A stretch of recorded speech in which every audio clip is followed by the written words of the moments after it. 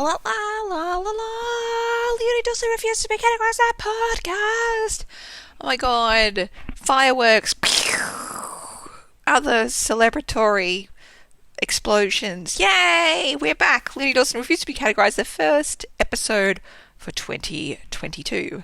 Today I'm going to share with you my December and January review, what I did in the last 2 months of taking holidays, how much I made, all that fun stuff. If you want to go see the visuals of all of this, there's going to be charts and links to all the things. leoniedawson.com/Jan 2022.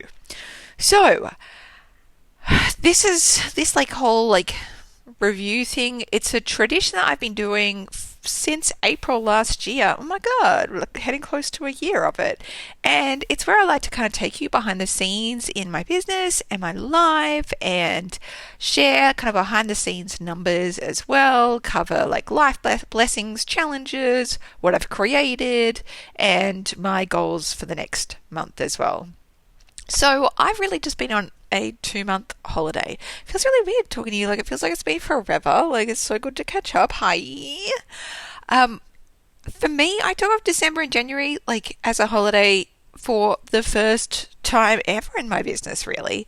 I mean, I'm not really a workaholic. I only ever work about 10 hours a week. I've never really taken holidays before because I really like working and it feels totally sustainable.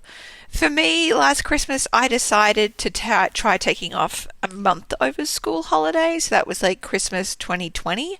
And I thought I'd take a month off as an experiment, and I had a bonza time. I also thought I had a lot more clarity around my business from taking that time out. So I thought for this Christmas, I would take 2 months off and see what that was like. Spoiler alert, I loved it. Now, if you're wondering how I prepped my business so I could holiday for 2 months. So I've got 2 part-time assistants. Together they work about 25 hours a week. They mostly worked through December and January. They usually have holidays at other times. One of them had holidays during part of it. It's totally fine because I've got the 2 of them. They can switch tasks together, which is cool. One of them usually does the customer service emails, and the other is my general VA or online business manager who does everything else. And we also had a 10-day office shutdown over Christmas with both my assistants had off. Before I went on holidays, I stockpiled and really batch created blog posts and emails, so we had content to go out weekly on a schedule. And I also set priorities for my online business manager to work on while I was away, and I tried to make them as measurable as possible. So for example, one of those priorities was to prepare 10 business success secrets series for blog posts for publishing. So I had already written the content and she needed to turn it into a blog post and add a whole bunch of things into it, edit, update, all that kind of stuff. Anyway, we had a content schedule spreadsheet set up. If you go to leoniedawson.com/Jan 2022, you'd be able to see that. And I just pre-wrote all of the blog posts before I went. Then my online business manager would publish and send to the mailing list each week. And we probably could have batch created it even more by having my online business manager pre-schedule blog posts and emails. But that is definitely a level of planning achievement that we'll attain another time. Alright, so that's how I prep for going on holidays. In terms of how my holidays went, holidays were bloody wonderful. We ended up going on 2 holidays where we left the house, which is totally unheard of in our kind of homebody world. So we stayed in an old Queenslander cottage for a week in Maryborough, where my parents-in-law live. They're only about 2 hours from here, and we spent time with them. We went to a wildlife park. We wandered around the beautiful parks and gardens they have there, marveled at the old historic architecture. It's I like to joke with Maryborough that you just don't really think much of it. I didn't really think much of it. I just thought it was another regional town in Queensland. But then you go into it and you're like, oh, holy shit, this is stunning because it's this old historic town with a lot of really beautiful architecture. And so my joke is always like, it is not the shithole that you think it will be. And I say this as a born and bred Queenslander. I've got to own it, you know. Anyway, it was just gorgeous. I love that old, like the old architecture. It's where the author of Mary Poppins was born, and they have a museum there, actually where she was born, in the same building where she was born, and you can walk into the room where she was born 100 years ago. It's just bizarre, and beautiful, and really well done. So anyway, I loved having that time in Maryborough. It was also fucking god awful hot, and the cottage didn't have any air conditioning, but we still enjoyed ourselves thoroughly. And then a month later, we went and stayed in Harpy Bay, which is about 2.5 hours from here. It's close to Maryborough, but on the coast. And we stayed at an Airbnb with a pool, and it was only 2 blocks from the beach, and it was the best. The kids spent most of the day giggling in the pool. We all went swimming together as a family. We raced barefoot after ice cream trucks. We peered in rock pools. We fed a huge sea turtle. We had a quintessential summer beach holiday. It made our hearts so happy. Oh, we fed, like, the sea turtle was we didn't just like go up to a wild sea turtle and force feed him or anything. We fed lettuce to one that had been rescued at this place. Anyway, it was really cool. I've never done that before. Anyway, I think I'm actually really good at holidaying. I think I could actually get addicted to this. So that's really fucking nice. We also had some great visitors. My wild bushman dad came to stay for a week over Christmas as usual. The girls love doing their annual build a gingerbread house with granddad tradition. We didn't really do much touristy stuff because COVID cases were skyrocketing at that time and it felt very uncertain, unsure, but it was still really good to spend time with my Papa Bear. And I also got to spend some time with my high school best friend, Dan. We haven't seen each other since we graduated from school 21 years ago, which is just ridiculous. I've been traipsing around Australia. He's been traipsing around the world. Dan was like a brother to me when I was a teenager and such an important part of my teen years. So it was really beautiful to see him and meet his wife and his daughter, and for our families just to connect together. It was just one of those magic little moments. I feel like, in terms of like life and business updates, like I feel like I have to like add in like pandemic related updates into that, because it's different for people worldwide, right? So for us, after largely living in a COVID-free bubble here in Queensland and Australia the last 2 years, our state government opened our state borders, and we finally have what everyone else in the world has. Like, COVID is everywhere now, and they are no longer doing lockdowns to contain it or anything. And I'm grateful that our state was able to eliminate COVID until, we could get vaccinations and reach like 90% of the population is now double vaccinated, which is amazing. And that's an enormous privilege that most of the rest of the planet didn't get to have. And I still wish we could have kept that bubble, because living like in a pandemic is fucking stressful. It really is. Over holidays, I also got my booster shot, which is like the 3rd dose. I was in there 2 hours, like on the day that Australian government allowed allowed me to go back in. I was there because Australia didn't get vaccinations until much later than the rest of the world. So we're just being able to get our booster shots now. My husband's just got his as well. My kids got their first vaccination as soon as Australia opened it for their age group. And my kids' school holiday was delayed by 2 weeks by the government, so they didn't return to school during the peak of the Omicron wave.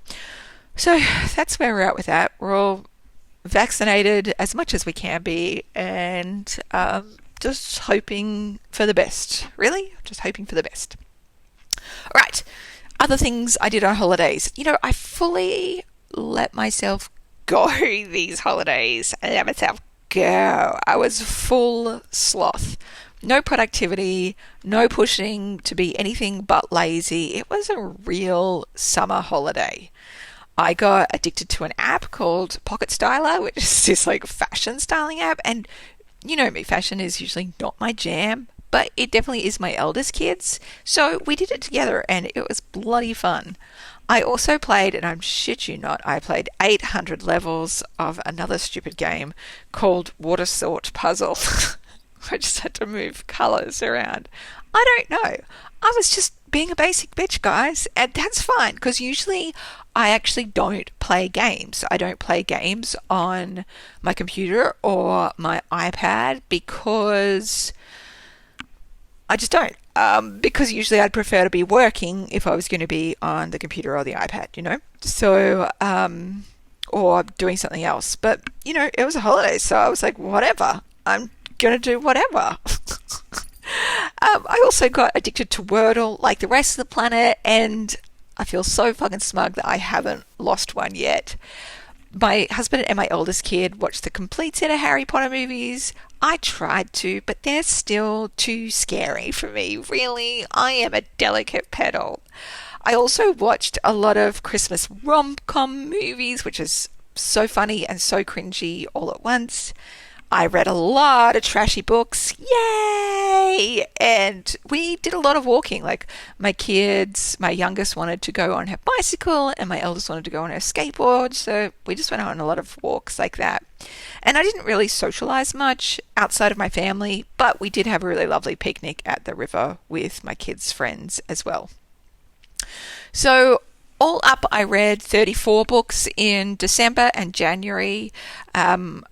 My favourites were One Last Stop by Casey McQuiston, which is a surreal, kind of dreamy LGBTQIA plus romance. I also loved White Tears, Brown Scars by Rumi Hamad, which is a really important anti-racist education by an Australian journalist. There's a book called The School by Brandon James Murray. I did have a look. You currently can't get it in America. I don't think it's being distributed over there because it's an Australian book so far. But I loved it. It is a non-fiction book and it shares the heartbreaking and tender stories of a classroom and the kids in it by an Australian teacher. I just loved it. The Love Hypothesis by Ali Hazelwood was hot, nerdy romance. It's one of those TikTok made me buy it kind of romances. It was great. The Wedding Date by Jasmine Guillory. All of her romances are top notch, and every time she brings out a new one, I'm like, fuck yeah, I know it's going to be great because Jasmine's written it. I also loved The Charm Offensive by Alison Cochrun. Cochrun. Cochrun. And that was a scrumptious gay romance. I loved Come Home Indio by Jim Terry, which is a graphic novel memoir by a Native American cartoonist. And last one was Everything is an Emergency by Jason Adam Katzenstein, which is a graphic novel memoir by a person with OCD. So a lot of romance, a little bit of non-fiction, and a little bit of graphic novels. That is my tickety-boo. Now, if you want the links to any of those, just go to leoniedawson.com/Jan2022 and you'll see the full list there and all the pictures from my beach holiday. Right. So the part where you're probably waiting is how much money did I make while holidaying in December and January and just being a sloth in a pool? So I made $64,500 in 2 months while on holidays. That's down from our usual monthly average, but still, you know, a totally rad income for someone who spent inordinate amounts of time reading trash and lolling about in a pool. Now, in terms of where that income came from, all my e-courses brought in around $26,000 in Australian dollars. My goal getter planners brought in about $10,000. I have a passive income business that I don't do anything with that brought in about $20,000. My shares and ethical managed funds, we didn't have any increases this month. The value went down quite a bit, but that's fine and to be expected because these are long-term investments that go over time. It's not always going to be a home run every single month. In investment property brought in around 4,400. As an affiliate for Kajabi, if you go to tinyurl.com/Leonie Kajabi, that's my link. I got about $4,000 from that. Kajabi is the platform that I use to run my whole business. Basically, all of my courses are on there, all my shopping cart, and it's just been so valuable for me. And lastly, I have my Calm Christmas planner on Etsy, and that brought in about $100 as well. So awesome, really. I'm so grateful. I'm so grateful that my business still brings in money even when I'm not working, even when I'm just being peak sloth. Now, if you're interested, I do a breakdown of my e-course income breakdown as well, in terms of my best sellers. So marketing without social media was just managed to be my best seller, with US $4,554 in sales. Then 40 days to create and sell your e-course, which brought in 4.4K. Work Less and Earn More brought in 3.3K. Sales Star brought in 2.7K. Money Manifesting and Multiple Streams of Income brought in 2.3K. And 40 Days to a Finished Book brought in 1.3K. And then my mini workshop, Behind the Scenes of a Multimillionaire's Finance, which is only $7, brought in $255. So all up, pretty rad, really. Now, for those of you who really like math, those numbers aren't going to calculate to the AUD $26,000 income, because that was in US dollars, those sales, and then they get converted to Australian, which is we get a much higher conversion rate here in Australia. So there you go. The more you know, geography, money systems, amazing. I also made some free money as well, which is always fun. So in two ways, we have awards credit cards, so we do all our business and personal spending on them, and then we pay them off every week before interest is charged. Interest is only charged monthly, but I'm very risk adverse and I just like keeping them paid off at all times. So what an awards credit card is that we earn points from the spending, which then we can use to either get free electronics or homewares, those kinds of rewards, or we can get cash back, they actually just give us money back into our account. So we use the cash back option, and so we got $250 of free money deposited into our accounts just for using those credit cards, even though we don't pay any interest on them.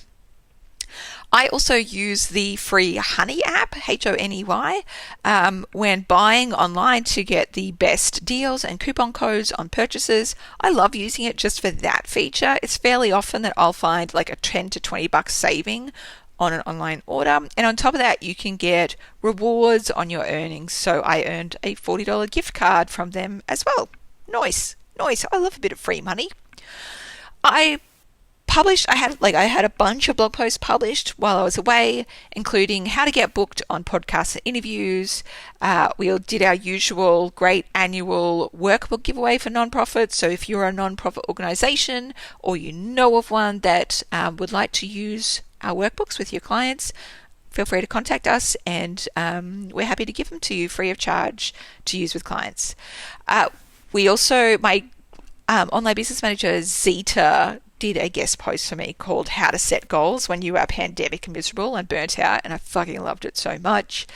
I also did my 2021 business review and how much I earned, my favorite books of 2021, and I also did my November business and life review. So if you go to leoniedawson.com/blog, you can catch up on all of that. And I was also interviewed on the Follow Your Curiosity podcast and 50 Shades of Gender podcast. Now, I do share a big list of all the software I use to run my business. If that is something that you're into, go to leoniedawson.com/Jan2022 and you'll be able to see them all there. Now, my goals for February. I think life-wise, I just want to settle back into my work routine and get my kids settled back into school, start weekly Pilates again, and then have tea and cake at my favorite cafe afterwards. Because that's a really important part of the workout routine.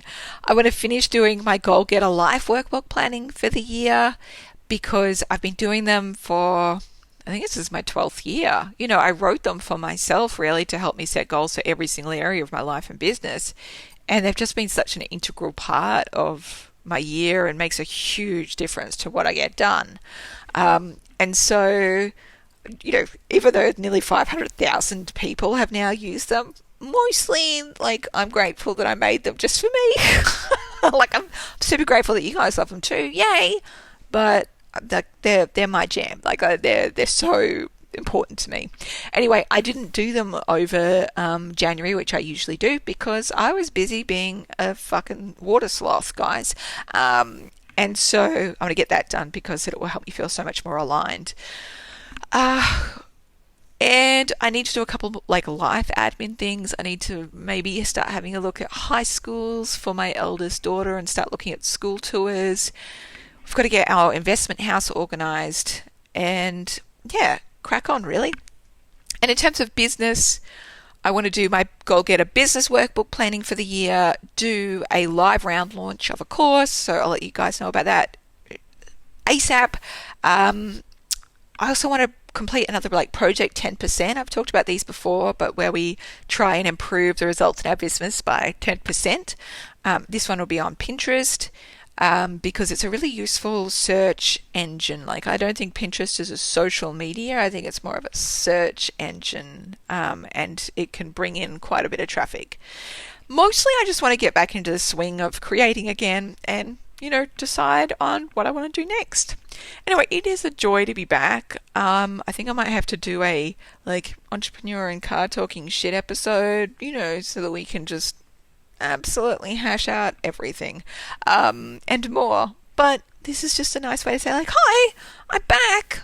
I hope you've had a great time over like this last period of time, and if you haven't, I've totally get it as well. Like, fuck me. But I'm glad that we get to share this journey together, and I'm glad that you're here, and thanks for being with me. All right, big hugs. Bye.